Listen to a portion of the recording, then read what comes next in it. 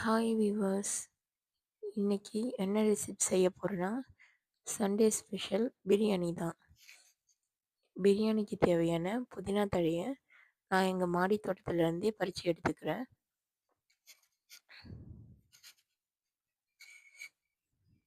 இன்னைக்கு பிரியாணி நானும் என்னோடய வீட்டுக்காரரும் சேர்ந்து தான் செய்ய போகிறோம். எப்படி செய்யலான்றதை பார்க்கலாம் வாங்க. குக்கர் பேன் ஹீட் ஆனதும் ஆயில், கடுகு, பெருஞ்சீரகம், பட்டை, கிராம்பு, லவங்கத்தழை இதெல்லாம் போட்டுக்கலாம். ஆனியன் போட்டு பச்சை மிளகாய், பறித்த புதினா தழை, கருவேப்பிலை இது எல்லாத்தையும் ஒன்றா மிக்ஸ் பண்ணி நல்லா பொன்னிறமாகிற வரைக்கும் ஆனியனை வறுத்து எடுத்துடலாம். ஆனியன் பொன்னிறமானதும் தக்காளி போட்டுக்கலாம்.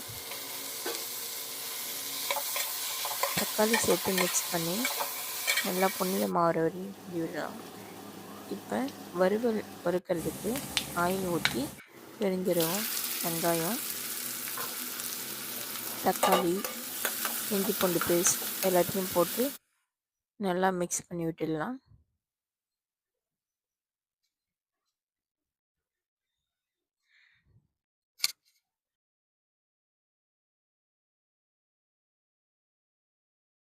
அதோட போட்டுருங்க, அப்படியே கொதிக்கும்.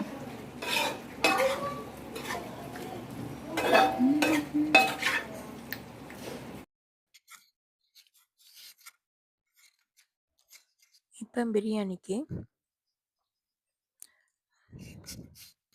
கரம் மசாலா, சிக்கன் எல்லாத்தையும் போட்டு நல்லா மிக்ஸ் பண்ணி விட்டுடலாம்.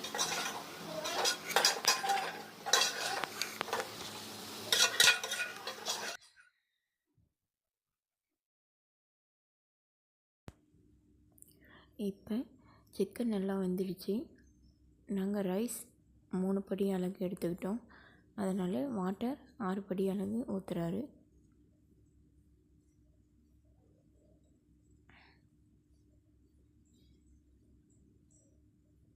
கல்லுப்பு தேவையான அளவு.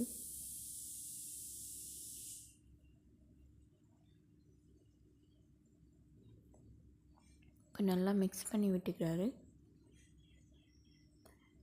லாஸ்ட்டாக கொத்தமல்லி தழை, பபுள்ஸ் நல்லா விட்டு கொதிக்கிறப்ப கொத்தமல்லி தழை போட்டு மிக்ஸ் பண்ணி விட்டு மூடி எடுத்து க்ளோஸ் பண்ணிடுறாரு.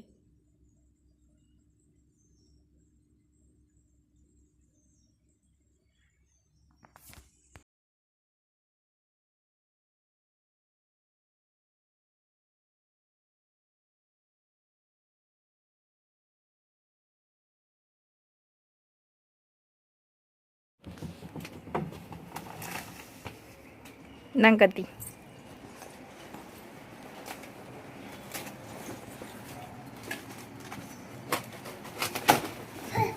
யாரா அது?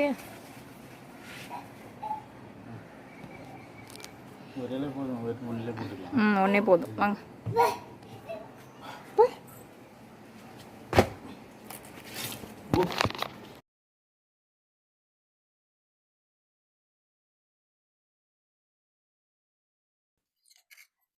இப்போ பிரியாணி ரெடி.